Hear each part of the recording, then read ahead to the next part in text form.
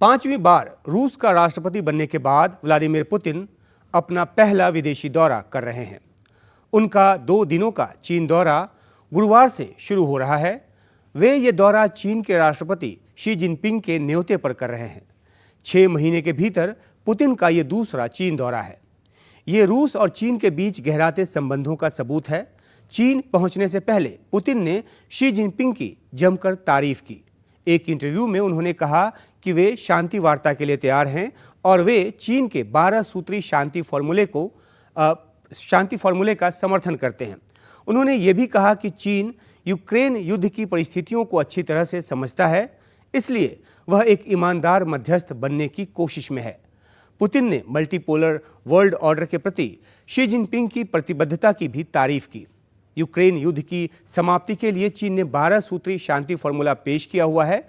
इस 12 सूत्री फॉर्मूले में सभी देशों की संप्रभुता के सम्मान और शीत युद्ध की मानसिकता छोड़ने की बात से लेकर शांति वार्ता शुरू करने, अनाज निर्यात को बेरोक टोक जारी रखने और सप्लाई चेन को स्थिर बनाए रखने जैसी बात शामिल है।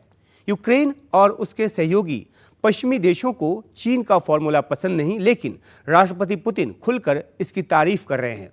गौरतलब है कि अमेरिका और पश्चिमी देशों ने रूस से अनाज और उर्वरक के निर्यात पर भी रोक लगा रखी है।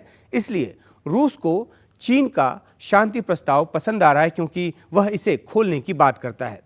इस पुतिन के मुंह से शी की तारीफ का एक मतलब ये भी है कि अमेरिका और पश्चिमी देशों के प्रतिबंध झेल रहे रूस को चीन का बहुत बड़ा सहारा है।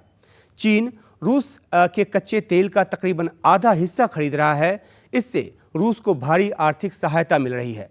इस दौरे में पुतिन की कोशिश होगी कि साइबेरिया से मंगोलिया होकर चीन गैस पाइपलाइन पर समझौता मूर्त रूप ले ले। इसके जरिए रूस हर साल 50 बिलियन क्यूबिक मीटर गैस की आपूर्ति चीन को कर सकेगा।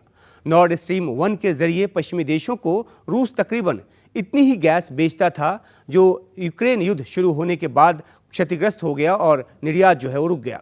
इतना ही नहीं, पुतिन ये भी चाहते हैं कि चीन का जो फाइनेंशियल मार्केट है वो रूस के लिए व्यापक तौर पर खुले और चीन की करेंसी रूबल के जरिए रूस और अधिक व्यापार कर सके।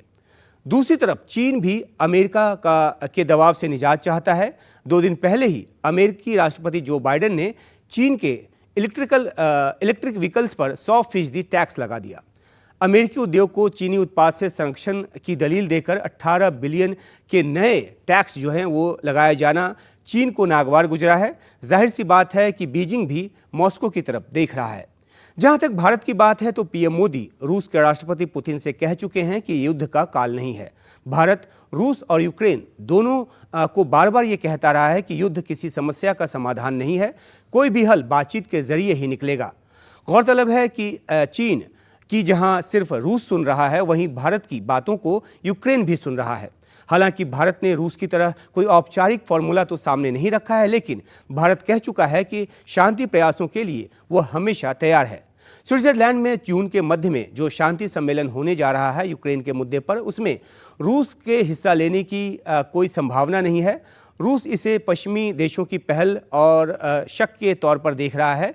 बहुत उम्मीद इस बात की है कि भारत भी अपनी उच्चतम स्तर पर इसमें शिरकत नहीं करेगा, क्योंकि वह किसी एक पक्ष के पहल को तरजीह देता नजर नहीं आना चाहता। जहां तक भारत और रूस की बात है तो रूस पर पाबंदी के बावजूद भारत भी रूस से बड़े पैमाने पर कच्चा तेल खरीद रहा है। अमेरिका और पश्चिमी देशों के दबाव के बावजूद भारत ने रूस के साथ अपनी पारंपरिक दोस्ती पर आंच नहीं आने दी है। पुतिन का चीन दौरा रूस की अपनी ज़रूरत के लिहाज से अहम है, इसलिए इसे किसी तौर पर भारत के हितों के खिलाफ नहीं देखा जाना चाहिए। राष्ट्रपति पुतिन दिसंबर 2021 में भारत रूस वार्षिक सम्मेलन में हिस्सा लेने भारत आ चुके हैं। तब वे महज 5 घंटे के लिए भारत आए थे, लेकिन इसे बहुत ही विशिष्ट दौरा माना गया था, क्योंकि पुतिन ने न तो G20 में हिस्सा लेने के लिए वे रोम गए थे और न ही ग्लासगो में COP26 में हिस्सा लेने पहुंचे थे। मार्च 2020 में कोरोना फैलने के बाद वे पहली बार किसी विदेशी दौरे पर आए थे। ये 2022 फरवरी में यूक्रेन युद्ध शुरू होने से पहले की बात है, लेकिन पुतिन ने यह दौरा कर जता दिया था कि भारत उनके लिए कितना अहम है।